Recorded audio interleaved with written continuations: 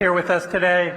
We know Governor Whitmer was sad that she wasn't able to join us today, and the many colleagues in the state and the city, MEDC, Leo, the City Council, and our many elected officials and council members, and all of our incredibly important and numerous community partners. We really celebrate partnership with all of you.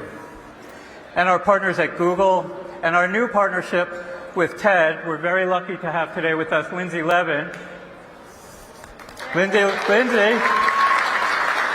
the head of Impact and Partnerships at TED. In a few minutes, she's going to be conducting a conversation with Bill right here. Lindsay and her colleagues are also bringing 700 global leaders to Detroit in July for 3 days for TED's Countdown Global Summit, right here in Detroit and right here in Newlab at Michigan Central.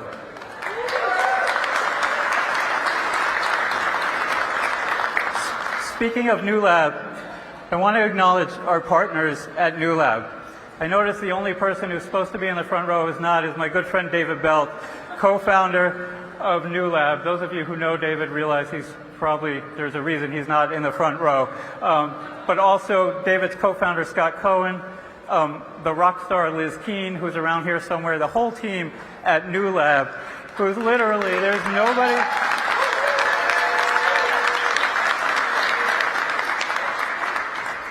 There he is. This is a man who knows how to make an entry. There's really nobody in the world who understands how to cultivate the future like Newlab. We're honored to bring them to Detroit. We're honored to have them as our partners here at Michigan Central. We celebrate this amazing city. I'm a guest in this city. It's an honor to be able to say this. We celebrate the people, the perseverance, the underlying spirit, and there's literally nowhere else in the world that Michigan Central could happen than Detroit. And we celebrate this incredible building and what it's witnessed. Think about the decades sorting mail coming through tunnels from the station, the decades storing books and supplies for Detroit school kids, the 35 years sitting empty and hollow, and think about what it is now today. This is an incredible celebration as this building embarks on its next generation. We celebrate the power of design. The professionals at Gensler, Ghaffari, Civilian really helped us unleash the power of this building. We celebrate the 1,490 workers at Barton Mallow and all of the other subcontractors who made the work happen here over the last 5 years.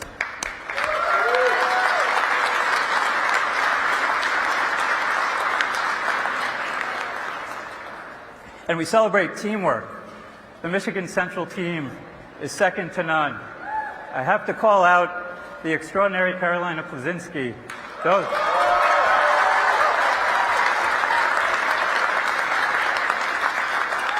Those of you who know Carolina know none of us would be here without Carolina. And the entire Michigan Central team has been extraordinary.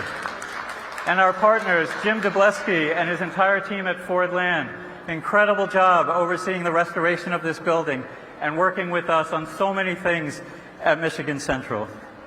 It's humbling to be a part of this team, and I'm grateful.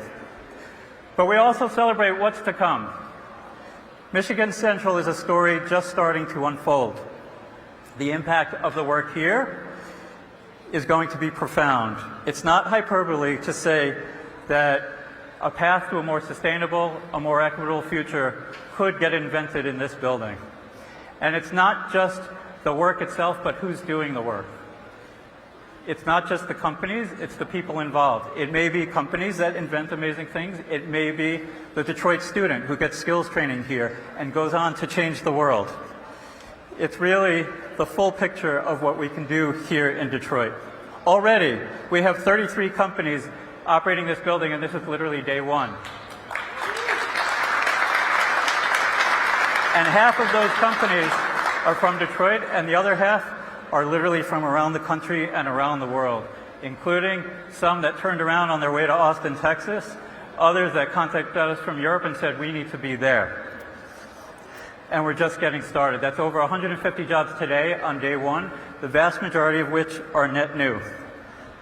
I thought it only appropriate to ask one of the founders of one of those companies that's part of Newlab at Michigan Central to join me in welcoming you. Natalie King is the founder and CEO of Dunamis Clean Energy Partners. She's a far better voice than I am on why this work is so important, why Detroit, why Michigan Central, why Newlab, and why now. Natalie, come join me.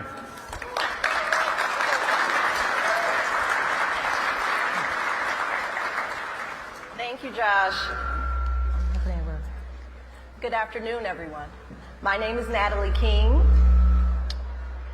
and I am the president and CEO of Dunamis Clean Energy Partners and Dunamis Charge.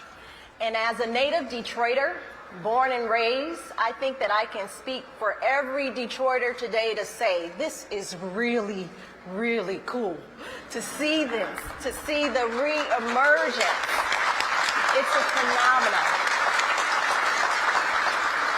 You know, I sent Josh my speech over earlier today, and I just scrapped all of it as soon as I walked into the building, because I remember growing up as, I'm not going to tell my age, but I was a youngster, and when Michigan Central, when the train station stopped operating, and we saw the decline of that, and it really kind of represented an era for the city of where we were, and to see that reemergence, and to see the integration of sustainability and innovation and clean energy technology and mobility that is really creating an intersection between mobility and technology and how we live, how we move people and how we move product around in our city in an effective, sustainable, efficient way, and in an inclusive way, in an equitable way.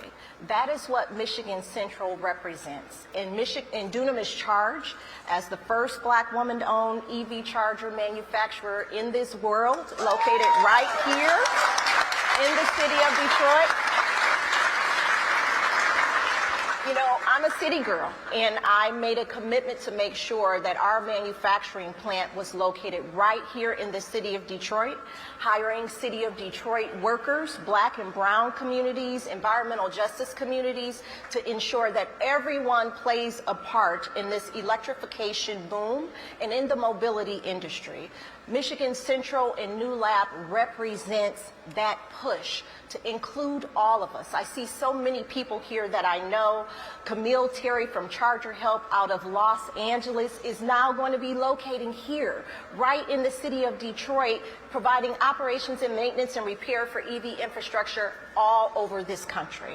And so we're not only attracting talent like that, but we're uplifting talent that's homegrown and raised here. Collaborations, innovation, mentorship, capital raise opportunities will all be housed here in Newlab. We're excited and we're proud to be a part of the Newlab and Michigan Central ecosystem. So I say thank you, everyone that has made this happen, and we're very, very excited about the future. Thank you.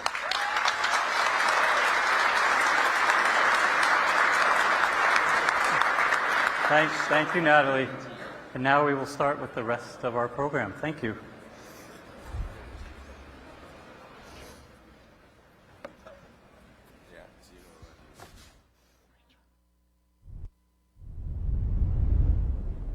I've always believed that mobility makes freedom and progress possible.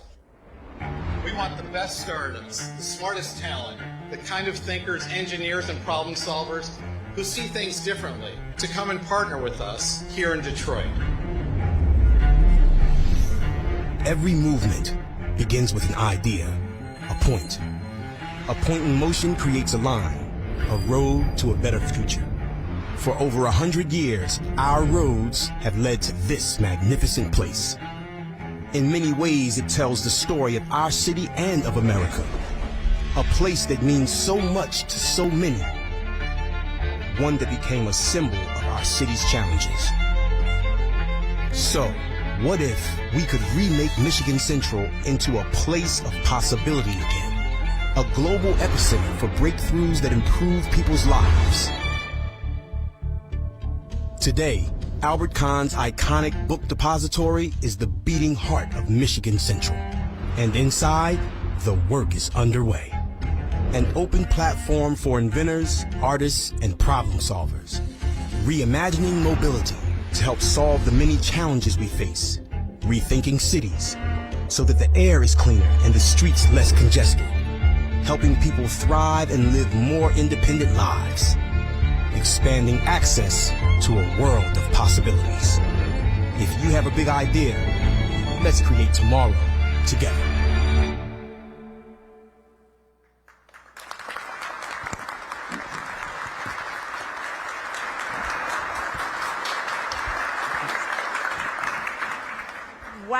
Wow, and hello everybody. It is a huge privilege. I love this city, by the way. I've been visiting for many years since I moved to the States. It is a huge privilege to be here with you all today. I'm very excited to be part of this conversation. And Bill, here we are really seeing a vision come to life. What does today mean for you? Well, first of all, hey everybody, and thank you for so many of you have done for us. I'm so happy to see so many members of the Ford family here. My cousin Edsel, who's done so much for our company and our community. A special shout out to Tom Buell, without whom we wouldn't be in Corktown. So thank you, Tom, for everything you've done. And I could go on and thank so many people.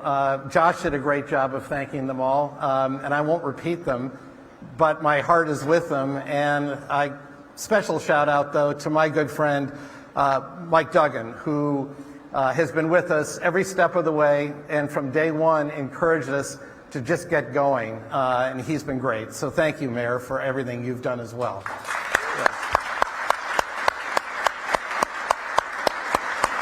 Yeah, but I mean, this is exactly what I wanted to see happen here. You know, I guess in 2009, I started a venture capital company to invest in mobility. Most people didn't know what mobility even meant back then, but it was clear to me that our world was going to change. And we've done a lot. And over the years, and particularly in the early years, we kind of invented the mobility space, the venture capital firm did. But it occurred to me that almost none of it was happening here in Detroit, that our investments were all around the world and particularly in California. But I realized that if Ford Motor Company, Detroit, and our whole region were going to really lead the next century in terms of how people moved and also where they lived and how they accessed all that, it had to happen here. So this building and what's going on here today, Josh mentioned we've already got 33 companies. Some are from Detroit, some are from the metro region, many are from outside of Detroit, and one's even from Norway. The best and the brightest are coming here to invent things to help us with the future that we need in this community, and I couldn't be more excited. So Bill, I want to talk about the ideas that got us here. So back in 2011, you gave a TED Talk. TED is still very proud of that talk. I rewatched it this week, and I was struck by how prescient it was. You were talking about what you cared about, what you were passionate about. You were talking about how the world was changing, where we were with congestion in a crowded world, the environment, and your love of cars and trucks and how you thought about mobility. And I wonder if you could just say a little bit about the path from those ideas 12 years back to the opening of the book today. Well, I look a lot younger then, I can say that much. No, it was quite a path, and most people thought I was, probably crazy, because I envisioned a world that was very different than the one we were living in. But it was one in which, I grew up in a world where cars and trucks were the greatest things in the world. Everybody loved them. People were writing songs about them. And particularly if you lived in Michigan, you never heard anything bad about them. But it didn't take long to travel around the world to see the air pollution, to see the crushing congestion where people literally couldn't get to work and they couldn't get home if they got to work. Right. And so it occurred to me that our industry had to change. And that was something that, that we talked about in that TED Talk all those years ago. But to get from there to today, has not been linear. There were a lot of fits and starts, but I think we're really on the right path now. In fact, I know we are. And our industry woke up. We were a very insular industry in an oftentimes insular community and we all talked to each other and said how great we were. But the rest of the world didn't see us that way. And so, and it was clear to me that the kind of innovation that had to drive this industry forward had to take place, and I wanted it to take place in Detroit. Right. And I mean, now here we are, 12 years later, 2023. As you look out at the world and you think of some of the challenges that this place may help address, what's changed and what really strikes you? Well, I think there's a realization now in the world that things have to change. And so you see the kind of companies that are here working on, artificial intelligence. They're working on autonomy, not just autonomy for the vehicles, but autonomy for different parts of your life. Delivery, the last mile of delivery has to change. So you see, companies working with robots, companies working with drones. All these kinds of things are, not science fiction. They're all actually ready for the marketplace, and they're coming now. So, but we have a unique opportunity here that no other community has. Look, it occurred to me that California was where a lot of this was going on. Yes, they have great beaches. Yes, they have great weather. And they have big tech campuses. But they don't have this. Right. They don't have a vibrant downtown community. They don't have a neighborhood like Corktown. They don't have the ability to work with big OEMs like the startups here will have the ability to do. And they won't have the ability then to graduate to other neighborhoods here once they get big enough and continue to work with OEMs to bring their vehicles, right, or not just vehicles, all their products to market. So we have things here that other communities can't match. We just weren't doing them, and now we are. So let's talk about talent, because I know part of the vision for you and the leaders here is to identify talent, to find talent in different places, to nurture people. Can you speak a little bit about why and how that's important to you? Look, any company is only as good as its people, and we're in a war for talent. And Ford is, our industry is, the city of Detroit, in our region. And talent can go anywhere. I mean, talent can choose to live, anywhere they want. And we have to make it worth their while to come here. And I believe that's what we've done here, and that's what we're going to do next door at Michigan Central. We're going to create the kind of workspace that people are going to love to be in. Why? Because, first of all, they can collaborate here in this building with other entrepreneurs. Two, they can make things here, right, which is really hard to do in many other locations. Three, as I said just a second ago, they can start to work with OEMs. The great thing about this building is this isn't a closed building. This isn't a Ford kind of building. This is an open platform. Our companies here can work with Ford if they want. They can work with GM. They can work with Stellantis. They can work with the Tier 1 suppliers. And that's all great. It occurred to me early on that if we made this a Ford-only kind of thing, right, it wasn't going to reach its potential. It couldn't reach its potential. We wanted to invite everybody in here and to collaborate. So I want to just draw a little bit more about this idea of an ecosystem, because I think, one of the things I'm observing is that the relationship between small companies and big companies is changing, is becoming more pronounced. You can actually only solve your biggest problems by forming these kind of collaborations and ecosystems. Could you speak a little bit more about that, especially from the perspective of being part of a very large company? Well, big companies traditionally have been impossible to work with for small companies. And Ford was no exception. I mean, I can't tell you the number of startups that have come to me over the years saying, hey, thanks for the introduction to Ford, but we got lost in the system. Or, we're 5 people. We can't fill out, these enormous forms that we have to fill out and spend all this time going through your bureaucracy. So, it wasn't the small company's fault. In fact, it was the big company's fault that didn't know how to not smother, not kill, and not turn their back on these small companies.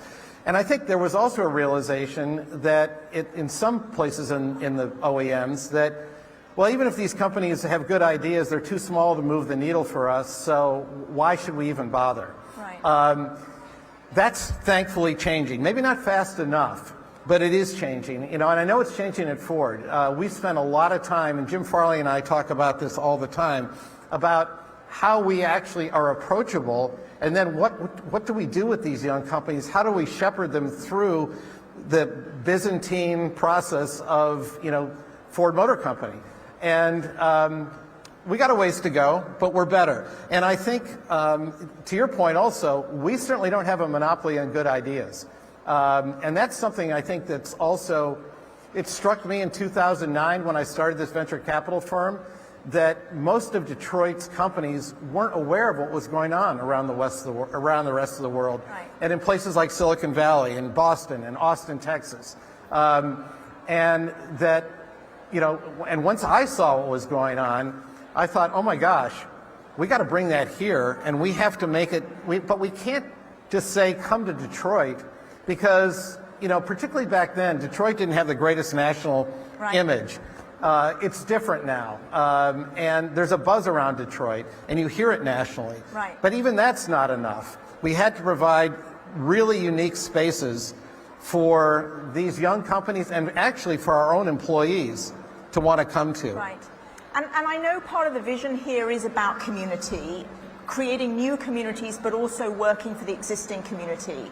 Do you see a blueprint here that's likely to be copied elsewhere when you think about that? Well, I mean, I don't know how you can copy what we've got here. I think so much of what we've got here is unique, and actually I hope it kind of is. I mean, I don't want this to be too easy to copy. You know, I think if what we can do here is unique. You know, we have this corridor called Michigan Avenue that runs from here out to Ann Arbor and has every kind of traffic and pedestrian possible combination along the way. That's not going to be replicated anywhere else. We have the streets of Detroit. We have one street that's now being built for inductive charging, where you drive your EV and it charges as you drive. You know, those kinds of other cities haven't been as good as Mike Duggan. I'll tell you that much. And so, you know, he's open to any kind of crazy ideas that we have. He says, yeah, let's give it a shot. So I don't think other cities can replicate this, and if we do our job right, they'll never be able to. Well, speaking of Mike Duggan, none of this would happen without partnership. I want to invite Mayor Duggan and also Lieutenant Governor Gilchrist to join us on stage and just speak a little bit about your experience of partnership and what this means for you.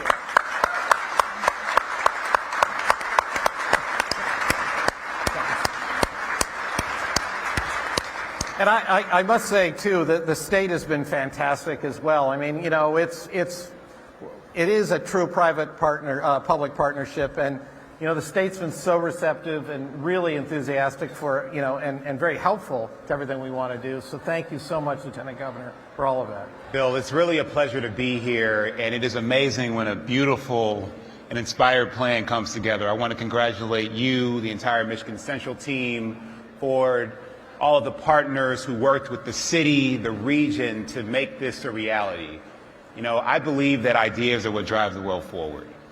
And I believe that we have the potential to make Michigan the best place to have a good idea. And with platforms like this available to creative minds that were born, bred, fed, and raised here, and those that need to be here to be their best, I can't think of a better place to have an idea in the state of Michigan because of this type of work. Thank you.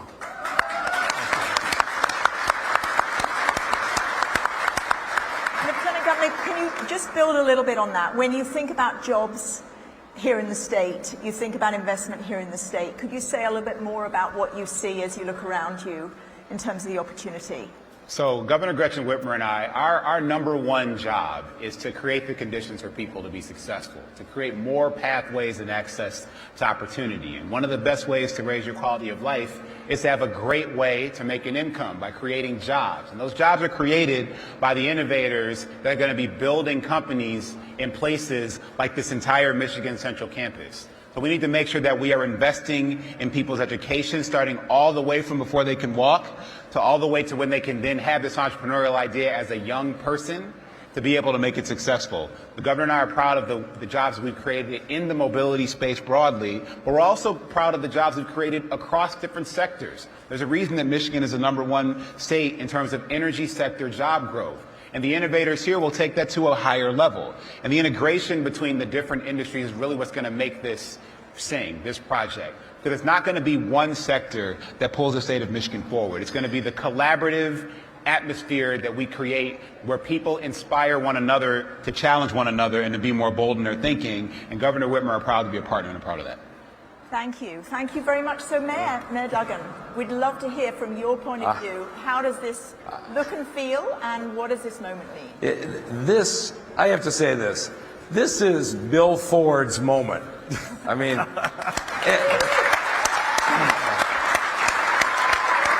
let me tell you the story of how we got here. I heard a rumor 6 years ago Ford was looking for something, so I called Bill, sat down in his office in Dearborn, and I said, "What are you thinking?" And he laid out a vision that says we are going to compete with Silicon Valley, but we're going to get our designers of the vehicles of the future out of the glass house into a different environment where they want to be. And he says, my dream is to have a campus that isn't just Ford employees. It's any talented person in mobility could come and share. And I'm listening to this vision. I never heard anything like it. And I said, Bill, there's only one place. You got to be in Detroit. And we talked back and forth, and I pitched it. He said, let me think about it. 3 months later, my phone rings. It's late at night. And Bill says, I've got the site. And I said, what site? And he says, the site for our design center. You just got to help me get the building. I said, what are you talking about? He says, the train station campus would be the perfect location. It was a transformational moment for the city of Detroit. I think it's going to prove a transformational moment for the Ford Motor Company. But to think about going from that phone call to this dream coming true, congratulations. Thank you, Mike. Thank you.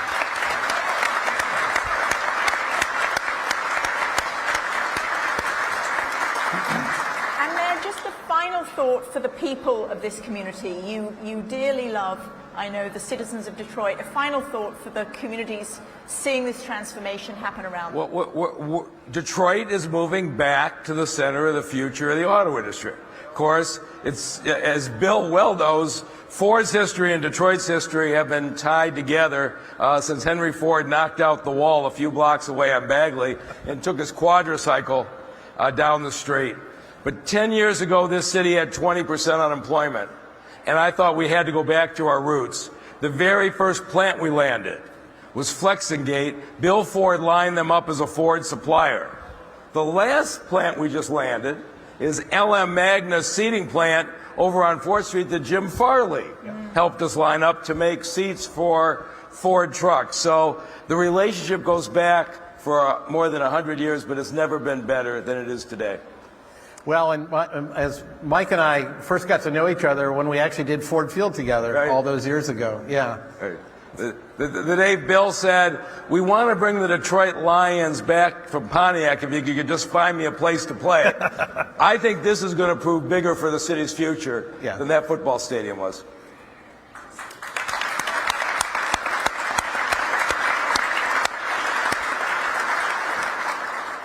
So, gentlemen, thank you so much for being here. Very special evening ahead. I'm going to pass back to Josh for the next stage of ours. Thank you, Lynn. Thank you. Thank you very much. Thank you. Thank you all for coming.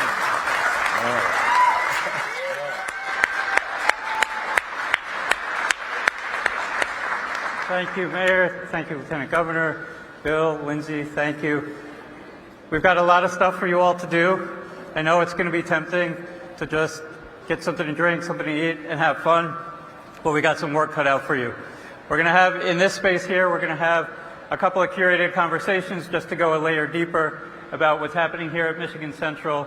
We've got a whole bunch of the companies of Newlab at Michigan Central are here with their products. They're incredibly excited and eager to talk to all of you. Please circulate all around, literally all over this floor. There are different things, so explore, investigate. In the back corner over here, we have some of the team ready to talk to you about your impressions. How can we be an even better neighbor and community, do our community engagement even more with Southwest Detroit, with Corktown, with all of the neighborhoods throughout the entire city of Detroit. So make sure to stop by and participate in that survey. And then after you do all that, you can have fun. And so thank you all for coming. We're thrilled you're here. The program will continue, and it's a great day for all of us. So thank you.